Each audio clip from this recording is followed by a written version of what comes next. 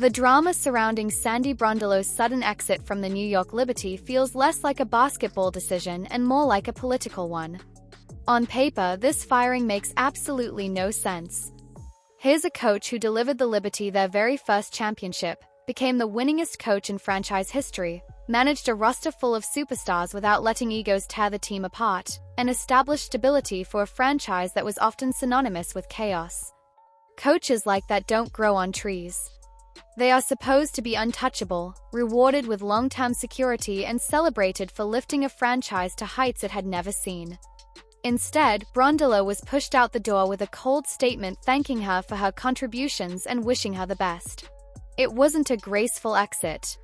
It was a bombshell, a firing that left fans, analysts, and even rival coaches stunned. What makes it even more shocking is the timing.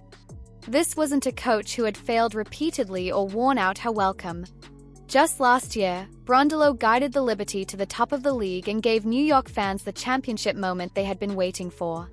She wasn't just a passenger riding along with stars like Breanna Stewart, Jonquil Jones, and Sabrina Ionescu.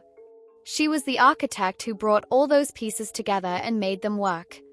Before Brondello, New York had the talent but no direction. With her, they had an identity and a banner to hang in the rafters. That's the kind of accomplishment that should buy you time, yet the Liberty's front office decided otherwise. Why? The answer may not lie in basketball at all, but in politics, ego, and one name that has turned the WNBA upside down: Caitlin Clark. When the Liberty's announcement went public, the official explanation was vague. They framed it as a performance-based decision, a championship or bust mentality. Sure, New York stumbled in the postseason. But if the standard is win the championship or you're gone, then nearly every coach in the league should be unemployed. You don't highlight someone's playoff record, call them the winningest coach in franchise history, and praise their leadership in the same breath you fire them, unless you're trying to mask the real reason. And the whispers that had been circulating for months suddenly became impossible to ignore. Brondello's public praise of Caitlin Clark might have sealed her fate. The irony is almost too much to believe. Clark, the rookie phenomenon who has changed ratings, ticket sales, and jersey numbers across the league, has become a lightning rod in the WNBA. Fans adore her, arenas sell out wherever she goes, and television networks can't get enough of her. But within the league, her meteoric rise has created resentment. Some players see the attention Clark receives as unfair. Some coaches act as though acknowledging her somehow diminishes their own stars. In that climate, Brondello did the one thing most coaches have been too careful to do: she gave Clark her flowers openly. She praised her talent, her impact on the game, and the energy she brought to the league. For fans, it was honesty. For the Liberty's front office, it may have been betrayal. Think about the Liberty's situation. Their brand revolves around their star trio, Stewart, Jones, and Ionescu. They are supposed to be the faces of the franchise, the ones carrying the Liberty into national conversations. But when your head coach openly says Caitlin Clark is transformative, when she acknowledges the obvious truth that Clark is changing the game, it shifts the spotlight. It tells the world that even New York's biggest stars are standing in Clark's shadow. That may not sit well with ownership. That may not sit well with stars who want to be treated as the standard themselves. Brondello said the quiet part out loud, and soon after, she was out of a job. Fans didn't miss the connection. Social media exploded with theories and outrage. Liberty supporters were furious that a coach who delivered them history was tossed aside like nothing. Fever fans were shocked to see Clark's name dragged into another controversy she never asked for. Neutral observers called it embarrassing for the league. And then came the reactions that confirmed the suspicion. Becky Hammon, head coach of the Las Vegas Aces, New York's biggest rival, said publicly that Brondello was a quality coach and a quality person. Translation: the Liberty just made a mistake. Even some Liberty stars, including Breanna Stewart, voiced support for Brondello before the firing, making the decision feel even more suspicious. If your MVP-level players are standing by your coach, why cut her loose so suddenly?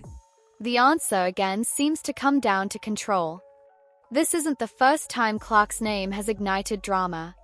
Opponents have body-checked her, mocked her, and rolled their eyes at the attention she receives. Coaches have dropped passive-aggressive comments.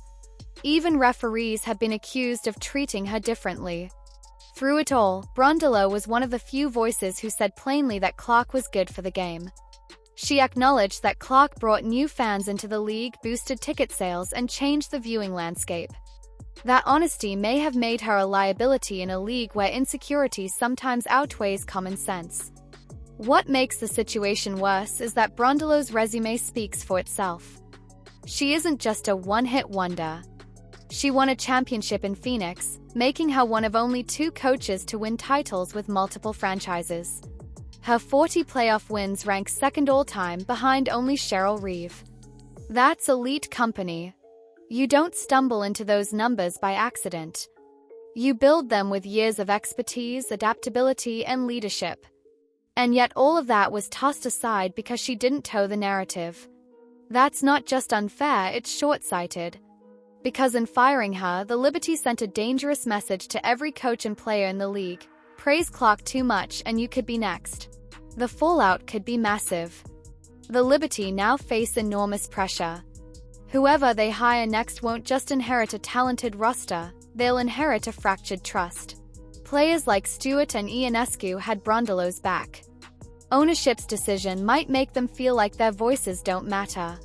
And for the incoming coach, the job isn't just about X's and O's anymore. It's about navigating egos, politics, and the unspoken rule of keeping the spotlight firmly on the approved stars. That's not freedom. That's walking a tightrope. Meanwhile, Brondello's career isn't over. She's too respected, too accomplished, and too valuable to remain unemployed for long. Seattle has an opening. Expansion teams are on the horizon. It's almost inevitable that she will land on her feet, and when she does, she may very well return to haunt the Liberty by knocking them out of the playoffs with her new squad. That would be the ultimate revenge, the kind of poetic justice that sports fans live for. As for Caitlin Clark, she remains the unwilling center of the storm. She didn't ask for Brondello to praise her. She didn't ask for this controversy. She's just playing basketball, doing what she does best, and continuing to break records. Yet her name has become the dividing line in the WNBA, the flashpoint that reveals just how insecure the league can be about growth. Instead of celebrating the fact that Clark's presence boosts everyone, including the Liberty's ticket sales when Indiana visits, teams treat her like a threat. That's not just petty. It's self-sabotage. Because the truth is, Clark isn't going anywhere. She's already cemented herself as a generational talent, and every metric, ratings, attendance, merchandise proves it. You can fire coaches, spin PR statements, and try to control the narrative, but the Clark effect is bigger than all of it. And that's what makes this entire saga so embarrassing for the WNBA. Instead of embracing the growth Clark has brought, the league seems intent on punishing those who acknowledge it. Instead of uniting around a shared moment of momentum, it fractures itself with politics and pettiness. Firing Brondello didn't silence the Clark conversation, it amplified it. It turned her name into the centerpiece of yet another controversy. It made the league look fragile and insecure at the very moment it should be projecting strength.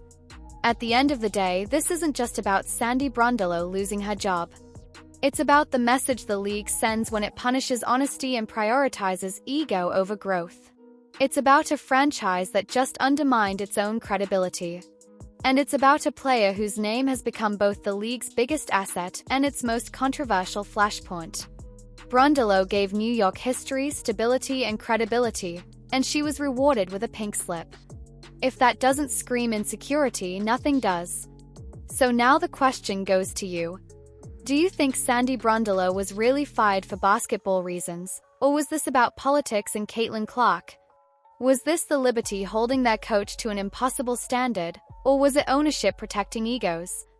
Drop your thoughts in the comments below, smash that like button if you're tired of the drama overshadowing the game, and don't forget to subscribe for more breakdowns on the stories shaking up the WNBA.